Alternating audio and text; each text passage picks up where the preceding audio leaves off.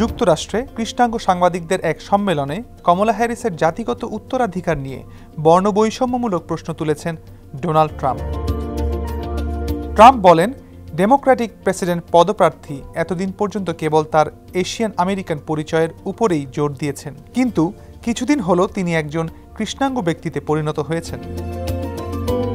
BBC জানায়, ৩১ জুলাই শিকাগোতে যুক্তরাষ্ট্রের national association of black journalist সম্মেলনে ট্রাম্প বলেন, তিনি যে কৃষ্ণাঙ্গ তা জানতাম না আমি। কয়েক বছর আগে তিনি যখন কৃষ্ণাঙ্গ হয়ে গেলেন তখন জানতে পারি, আর এখন তিনি কৃষ্ণাঙ্গ হিসেবে পরিচিত হতে চান। তাই আমি জানি না তিনি কি ভারতীয় নাকি তিনি কৃষ্ণাঙ্গ, প্রশ্ন করেন ট্রাম্প। সত্যি আমাদের নিজেদের হোটেল? হ্যাঁ, ইডেন বে আমাদের নিজেদের হোটেল। Any time check in, any time check out. Eden Bay, a concern of Bhaiya Hotels.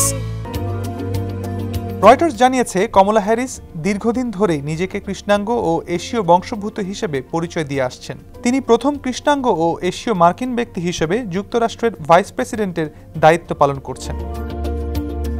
ট্রাম্পের মন্তব্যের কয়েক ঘণ্টা পর হ্যারিস টেক্সাসের হিউস্টনে কৃষ্ণাঙ্গ নারীদের ঐতিহাসিক ক্লাব সিগমা গামা রোর এক বৈঠকে মন্তব্যের নিন্দা জানিয়ে বলেন, এটি সেই বিভেদ ও অসম্মানের একই পুরনো প্রদর্শনী। হ্যারিস আরও বলেন, আমেরিকার জনগণ আরও ভালো কিছু পাওয়ার যোগ্য। আমাদের এমন একজন নেতা প্রাপ্য যিনি বোঝেন আমাদের পার্থক্যগুলো আমাদের শক্তির এক অপরিহার্য উৎস।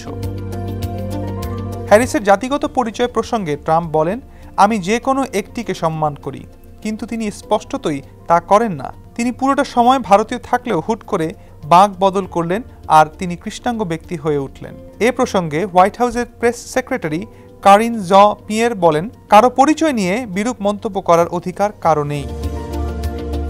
নিউ ইয়র্কের প্রতিনিধি রিচি টরেস প্রশ্ন তুলেছেন, ট্রাম্পকে কৃষ্ণাঙ্গদের মধ্যস্থতাকারী হিসেবে কে নিয়োগ দিয়েছে?